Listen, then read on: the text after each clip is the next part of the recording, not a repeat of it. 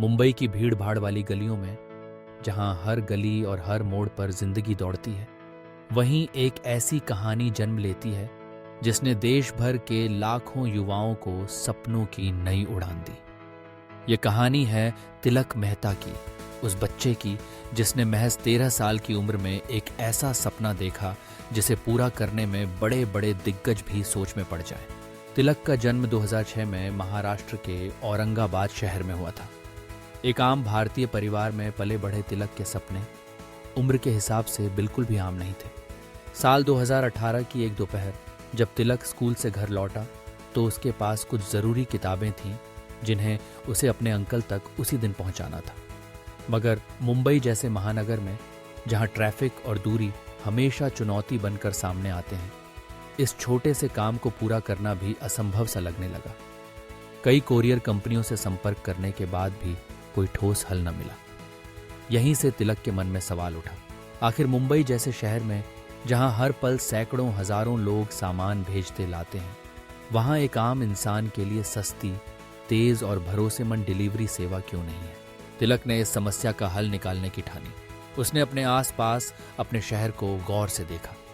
तभी उसकी नजर पड़ी मुंबई के मशहूर डब्बा वालों पर। ये वे लोग हैं जो हर दिन लाखों ऑफिस गोर्स का खाना सही समय पर सही जगह तक पहुंचाते हैं, बिना किसी हाईटेक सिस्टम के, केवल अपने अनुशासन और मेहनत के दम पर।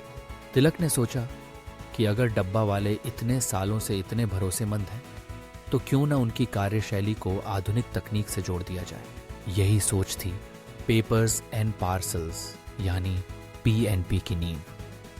तिलक ने अपने पिता के साथ मिलकर कंपनी शुरू की और मुंबई के डब्बा वालों के नेटवर्क को अपनाते हुए एक मोबाइल एप्लीकेशन के जरिए शहर भर में एक नई डिलीवरी क्रांति की शुरुआत की। इस कंपनी का मकसद बिल्कुल साफ था, मुंबई के किसी भी कोने में कोई भी सामान उसी दिन कम से कम दाम में पहुंचाना। शुरुआती दिनों में तिलक को कई दिक्कतें आईं। लोग उसकी उम्र देखकर हैरान रह जाते, पर तिलक की सोच और जज्बे के सामने हर चुनौती छोटी पड़ती चली गई। धीरे धीरे पीएनपी ने मुंबई में धूम मचाना शुरू कर दिया। डब्बा वालों की साइकिलों से लेकर ऐप के नोटिफिकेशन तक हर जगह तिलक के विचारों की छाप दिखने लगी। महज कुछ ही महीनों में कंपनी ने हजारों ग्राहकों का भरोसा जीत लिया। लोग अपने ज़रूरी कागज़, किताबें, गिफ्ट्स और छोटे छोटे पार्सल्स इसी सेवा के जरिए भेजने लगे। सबसे बड़ी बात यह थी कि अब आम आदमी को महंगी या धीमी कुरियर कंपनियों पर निर्भर नहीं रहना पड़ता था। 2019 तक आते आते पीएनपी मुंबई की सबसे तेज और भरोसेमंद डिलीवरी सेवाओं में गिनी जाने लगी। कंपनी की सालाना आमदनी 100 करोड़ रुपए से भी ज्यादा पहुंच गई। एक ऐसी उपलब्धि जो तिलक जैसे किशोर के लिए तो दूर, किसी भी अनुभवी कारोबारी के लिए गर्व की बात होती। तिलक की खुद की नेटवर्थ भी 65 करोड़ के आंकड़े को पार कर गई थी। लेकिन इन सब के बीच तिलक की विनम्रता और जज्बा वैसा ही बना रहा। पीएनपी की सबसे बड़ी ताकत थी पुरानी परंपराओं और नई तकनीक का मेल। तिलक ने दिखा दिया कि भारतीय डब्बा वालों की मेहनत, अनुशासन और ईमानदारी जब डिजिटल युग की तकनीक से जुड़ती है तो असंभव सी लगने वाली समस्याओं का भी हल निकल सकता है।